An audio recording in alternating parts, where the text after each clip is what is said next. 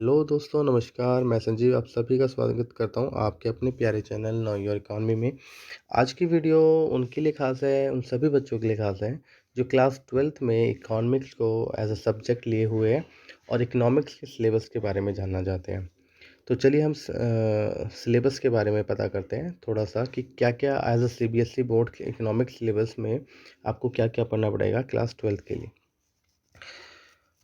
देखिए, class 12th में 2 book होने वाली है आपकी। एक है मैक्रो इकोनॉमिक्स और दूसरी है इंडियन इकोनॉमी, ठीक है?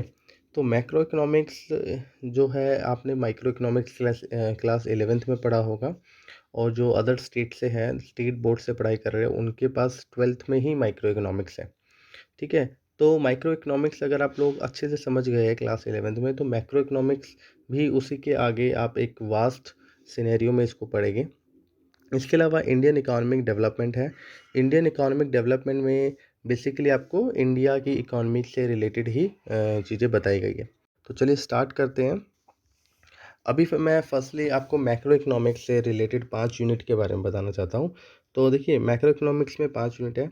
अच्छा, मैक्रो एंड इंडियन इकोनॉमी दोनों ही 40-40 मार्क्स की है। इक्वली मतलब आपको मतलब यहाँ पे रेशो दिया गया है। एंड प्रोजेक्ट वर्क में 20 मार्क्स आपके मिलेंगे, यानी कि जो स्कूल में आपका प्रोजेक्ट होता है, फाइल वगैरह बनानी पड़ती है या वाइवा होता है, तो उसके 20 मार्क्स रहते हैं। बाकी आपको मेहनत करनी है मैक्रो एंड इंडियन इकोनॉमी में 40-40 मार्क्स के लिए। तो इंडियन इकोनॉमी में बाद में बात करते हैं। पहले मैक्रो इकोनॉमिक्स में जो 5 यूनिट है आपकी, फर्स्ट यूनिट है national income related aggregate.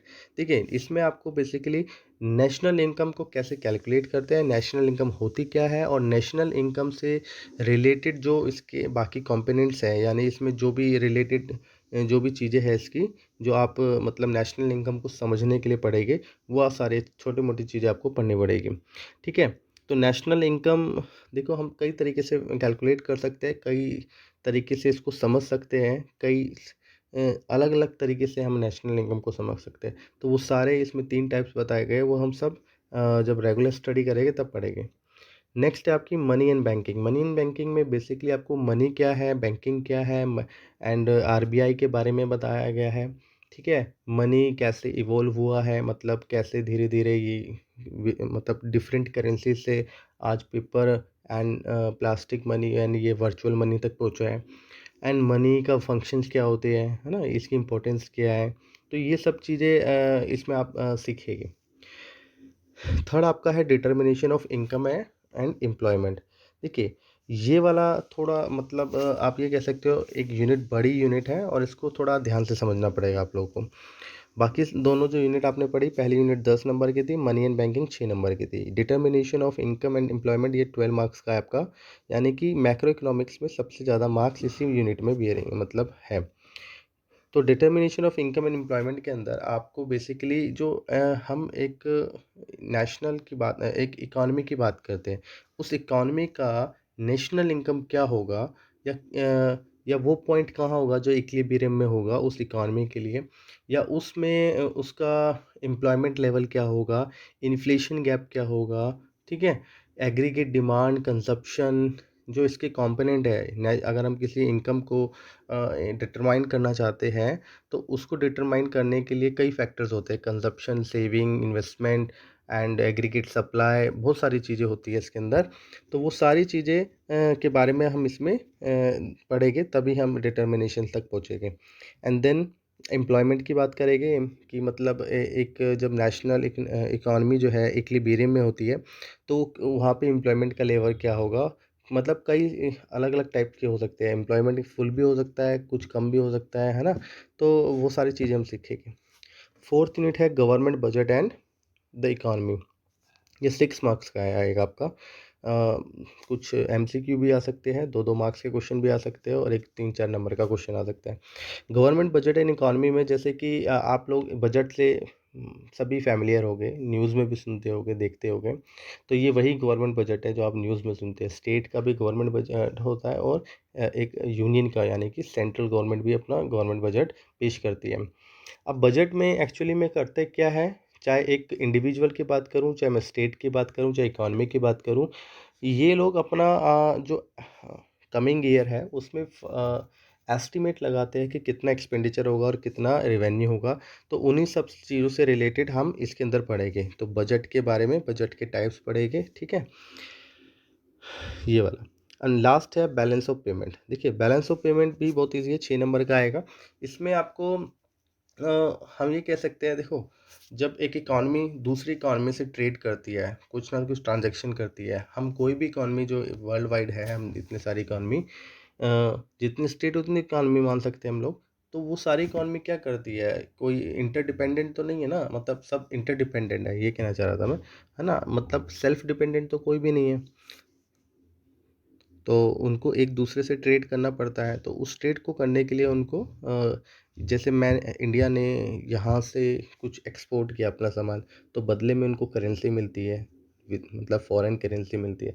Same उसी टाइप में अगर हम यहाँ से कुछ जैसे इंपोर्ट करते हैं, बाहर से कुछ इंपोर्ट करते हैं, तो हम हमारे पास अगर कुछ सामान आ रहा है, बाहर से मंगवा रहे हैं, तो हमारी यहाँ की करेंसी बाहर जाएगी, ठीक है? तो इस तरीके से क्या हो रहा है, एक तरफ करेंसी आ रही है, एक तरफ करेंसी जा रही है। तो ये जो करेंसी आना और जाने का जो रिकॉर्ड होता है, एक अकाउंट के ज़रिए रखा जाता है, उसको बैलेंस ऑफ पेमेंट कह सकते हैं यहाँ पे। तो बैलेंस ऑफ पेमेंट एक टाइप का अकाउंट है जिसको हमें स्टडी करना है इस चैप्टर में, इस वाली यूनिट में, जिसमें जो इंडियन रेजिडेंट्स, जो अगर हम अपनी इकॉनमी की बात करें, तो इकॉनमी के रेजिडेंट्स जो होते हैं, other rest of the world से जो ट्रेड करते हैं, ट्रांजेक्शन करते हैं, उनका ब्यौरा रखा जाता है, ठीक है? अब आ जाते हैं इंडियन इकोनॉमिक डेवलपमेंट, ये वाली जो आपकी बी पार्ट है, 40 मार्क्स का है ये भी। इसके अंदर भी आपकी नहीं 4 यूनिट है, नहीं 3 यूनिट है, सॉरी 3 यूनिट है आपकी। तो first unit is development experience and economic reform since 1991, ठीक है? इसको हम 2 पार्ट में भी नहीं, इसको एक ही पार्ट में देखते हैं।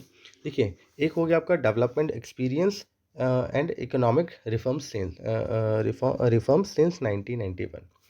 तो जो इंडियन इकॉनमी 1947 में, जैसे हम क्या कह सकते हैं कि इंडिया जो है इंडिपेंडेंट हो गया था, उसके बाद या उसी टाइम जब देश को आज़ादी मिली, तो उस टाइम देश की पोजीशन क्या थी इकॉनमी के लिए, अगर हम उसको डिस्क्राइब करना चाहें, तो वो सारी चीज़ों का स्टडी हमें करना पड़ेगा कि उस टाइम देश में, अगर हम किसी को इकॉनमी के लिए जानना चाहते हैं, ग्रोथ रेट देखेंगे, डेवलपमेंट रेट देखेंगे, इंफ्रास्ट्रक्चर देखेंगे, हेल्थ इंफ्रास्ट्रक्चर देखेंगे, या हेल्थ के अलग अलग जो पैरामीटर्स होते हैं ना, birth rate and death rate, mortality rate, ये सारी चीज़ें इसके अंदर हम चेक करेंगे, ठीक है? इसी तरीके से डेमोग्राफिक जो हमारा किस तरह का मतलब स्ट्रक्चर्स है, जैसे कि मेल कितने, फीमेल कितने, है ना? And male female ratio, urban area, ये सारी चीज़ों के बारे में हम स्टडी करेंगे। एम्प्लॉयमेंट रेट क्या था? तो यही सब चीज़ें हम इंडियन इकॉनमी 1947 में आज़ाद होने के टाइम और उसके पीरियड्स जो जैसे 5 ईयर प्लान्स आए, 1, 2, 3, 4, उनके दौरान कैसे-कैसे चेंजेज़ आए, उन सब के बारे में बात करेंगे। इकोनॉमिक रिफॉर्म्स आया 1991 में, यानी कि जैसे कि आज आप लोग सुनते हैं श्रीलंका, पाकिस्तान या 2-4 और भी बहुत सारे यूरोपियन कंट्रीज़ में पहले कुछ समय पहले क्या हुआ था, वहाँ पे क्राइसिस आए थे। जैसे कि 1990 के अराउंड या 80 के अराउंड इंडिया में आए थे। इंडिया का फॉरेन रिज़र्व ख़त्म हो गया था।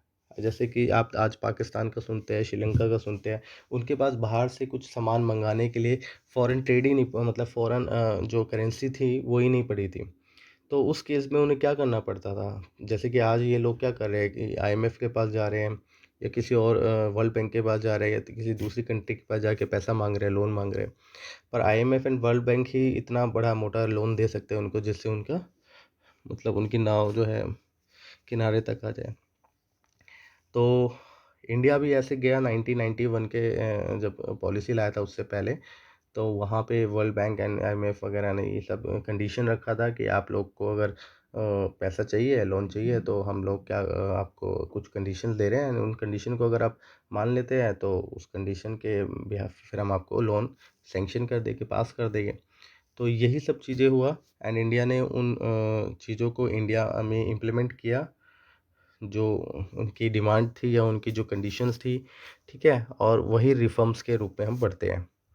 फिर है current challenges facing Indian economy. India जो है कि आज के करंट चैलेंजेस क्या है, पॉवर्टी है, इलिटरेसी है, ठीक है? डेमोग्राफिक जो ये इम्बैलेंस है, या हम बात कर सकते हैं। हेल्थ सेक्टर में अगर हमारा कुछ बैकवर्ड है अगर हम किसी तरीके से, तो वो सारी चीज़ों के बारे में हम बात करेंगे। इसके अंदर लिटरेसी रेट भी कम है, तो वो सारी चीज़ें आज की इंडिया की जो है चैलेंज है, और इन्हीं चैलेंजेस के बारे में हम इंडिया में इंडियन इकोनॉमी में बात करेंगे।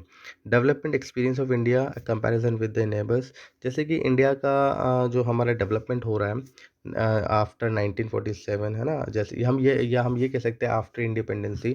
तो ऐसे ही जो साथ वाली हमारी नेबर्स कंट्री है जैसे चाइना, नेपाल वगैरह, है ना, श्रीलंका, म्यांमार, इन कंट्रीज़ में भी आफ्टर इंडिपेंडेंसी किस तरह के चेंजेस आए, क्या डेवलपमेंट इन्होंने किया, इनकी ग्रोथ रेट क्या रही, हमारी ग्रोथ रेट क्या क्या रही, ठीक है, उनके वहाँ का जो इंफ्रास्ट्रक्चर किस तरह का है, हमारे यहाँ का क्या रहा था, बाद में कैसा हुआ, तो इन सब चीज़ों का हम कंपैरिजन इसके अंदर पढ़ेंगे। तो ये था टोटल मिला के आपका इकोनॉमिक्स का सिलेबस। अब इकोनॉमिक्स का सिलेबस आपने देख लिया है, इसको स्टडी करना है ध्यान से ताकि अच्छे नंबर आ सकें। और कोई डाउट होता है तो मुझे व्हाट्सअप करेंगे, कॉल वगैरह कोई नहीं करेगा। बाकी वीडियो को ध्यान से देखोगे तो समझ में आएगा, एंड रेगुलर प्रैक्टिस करना है। ठीक है, thank you so much, bye bye.